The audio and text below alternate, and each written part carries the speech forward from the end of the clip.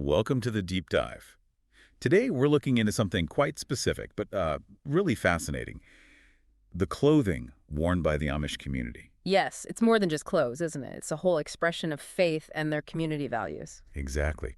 We've got sources touching on, well, everything, the materials, how they get them, the styles for everyone, how things are sewn, and the role women play. And we're aiming to look at this through maybe a bit of a historical and even psychological lens, considering how faith shapes such a visible part of life. Right. It all stems from their commitment to simplicity, separation from the world, Yeah, and their clothing is such a clear visual symbol of that. definitely a visual representation. So where should we start? The fabric itself. Yeah, let's do that.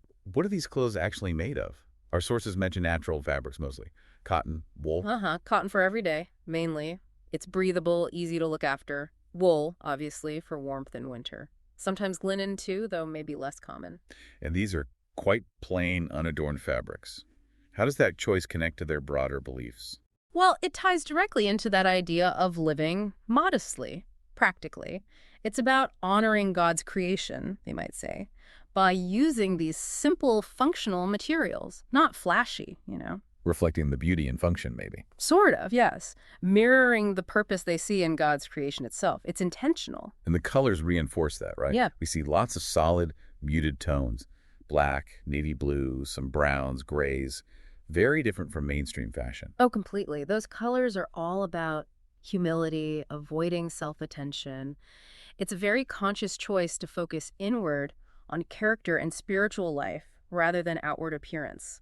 Is there a scriptural basis they might point to for that? You could connect it to passages like 1 Timothy 2, verses 9 and 10, which talk about dressing modestly with decency and propriety, Yeah. focusing on godliness and good deeds rather than external adornment. So the clothing itself becomes a constant reminder almost. Exactly. And psychologically, it reinforces that group identity, that sense of shared values. Everyone visually aligns. That's interesting. And there's a sustainability angle too, isn't there? Using natural fibers. Right. That's a good point. It fits with being good stewards of creation. Less reliance on synthetics, a closer connection to the natural world. It's practical and principled. Okay, so they choose these specific natural materials. How do they actually get them? I imagine it's not a quick online order. No, definitely not. It's very community focused. Often they'll buy from local fabric stores or dry goods suppliers, places that specifically cater to their needs. So that builds community ties right there. Absolutely. It strengthens those local connections, supports businesses within or close to their community. What about saving money? These fabrics, while plain, aren't always cheap. True. So you see things like bulk ordering, cooperative buying. Families might pool resources to get better prices. It's economical, sure, but it also fosters unity. Like that idea in Galatians, Oh, about bearing one another's burdens. Precisely. It's a very practical application of that mutual support principle. And I read that some communities even produce their own materials, like growing flax or raising sheep. Yes, in some areas they do. That really deepens the self-sufficiency, reduces dependence on the outside world, and strengthens their connection to the land. It echoes that older agrarian way of life found in the Bible, too. Fascinating. Any other ways they get fabric? Well, there's bartering, too. Treating handmade items, maybe farm produce, or even labor in exchange for fabrics or supplies. Again, reinforcing community and self-reliance over just cash transactions. Exactly. And think about the psychological side. Actively participating in sourcing your materials, whether growing, bartering, or buying locally, it fosters a sense of competence, control, purpose. That's good for well-being. Okay, so that's the materials covered. Let's shift to the actual clothing styles. What are the defining looks for, say, Amish men? Simplicity and function are key. You'll see solid dark suits, black, navy, gray usually. The coats are plain, often collarless. Trousers, a vest, usually solid white or maybe a light color. Simple button shirts, but no ties. And the hat, the broad-brimmed black felt hat, is very important symbolically. A symbol of faith and community. Yes, and for married men, the beard is significant. But no mustaches that has historical links to military fashion they avoid. It's all very plain, very functional. And for women, the sources emphasize modesty quite strongly. Very much so. Long dresses, always solid colors, often darker blues, purples, greens, browns. The design is simple, long sleeves, high necklines. And aprons. Yes, aprons are common, usually white or maybe a color that coordinates with the dress. And the head coverings, bonnets or headscarves, symbolizing submission to God and their husbands. And a definite avoidance of jewelry or makeup. Right. The focus is meant to be on inner beauty, spiritual qualities, not outward adornment.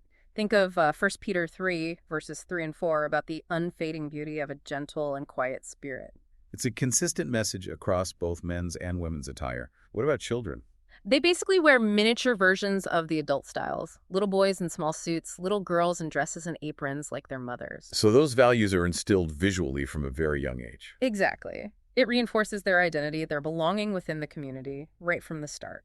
And psychologically, that uniformity must have an effect. Oh, absolutely. It promotes a strong sense of belonging, reduces social comparison. You don't have that pressure of fashion trends. It minimizes distractions, fosters a feeling of equality, and helps keep the focus on spiritual life and community service. Okay, let's talk about making the clothes. How are they constructed? I understand they often use older sewing machines. Yes, treadle sewing machines are common. Foot-powered, this is part of that principle of separation, avoiding dependence on public electricity grids. It keeps life simpler, more focused on God and community, is the idea. And the patterns they use. Very simple, timeless designs, often passed down through generations. Function over fashion, tradition over trends. And again, the choice of those solid muted colors comes up during the sewing process itself. Right. Navy, black, brown, gray. Avoiding brights, avoiding prints. It constantly reinforces that focus on inner qualities, modesty, propriety, like that passage in 1 Timothy we mentioned. Sewing can also be a group activity, can't it? Yes, very much so for the women. Sewing circles or gatherings are important. It's a time to share skills, definitely, but also stories support each other. It builds community bonds. Almost like the fellowship described in the early church. Acts 2, maybe. That's a great connection. That sense of community, sharing life together. It shows how even a practical task like sewing is woven into their social and spiritual fabric. There's a real intentionality there. Simple tasks done with love become, perhaps, an act of worship. I think that's a fair way to see it. Purposefulness in the everyday. Finally, let's focus specifically on the role of women here. The sources stress their importance in clothing the family. Absolutely central. Women are typically the ones who make the clothing for everyone, husband, children, themselves. It's seen as a vital act of service, of love, caring for the household. You could connect that to Proverbs 31, perhaps, the woman who watches over the affairs of her household. Yes, that verse resonates. It's not just sewing, it's the careful selection of fabric, cutting the patterns precisely, ensuring the final garment reflects the family's values and beliefs. And these are skills passed down. Oh, yes. Mothers teach their daughters. It's an intergenerational transfer of practical skills, but also of cultural and religious identity. The clothing they make is a tangible symbol of who they are. And it doesn't stop with making them new, does it? Mending is crucial, too. Extremely important. Patching clothes, replacing buttons, altering things as children grow.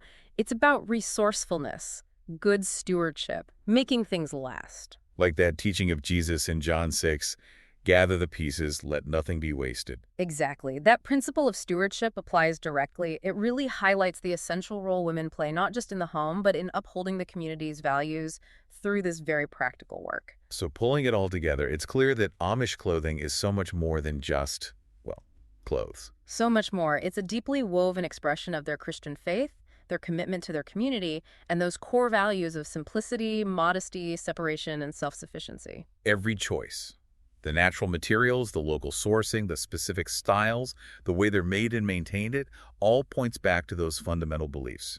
It really is a remarkable example of living out one's faith in a very tangible, everyday way. You see the theology embodied in the textiles. It certainly makes you think, doesn't it? This deep dive kind of prompts you to consider how the choices we make, maybe even unconsciously, about things like our clothes. How do they reflect our own values? That's the takeaway, really. What does it mean for any of us to live intentionally, to make sure our outward lives, even in small ways, align with what we hold inwardly? A question worth reflecting on.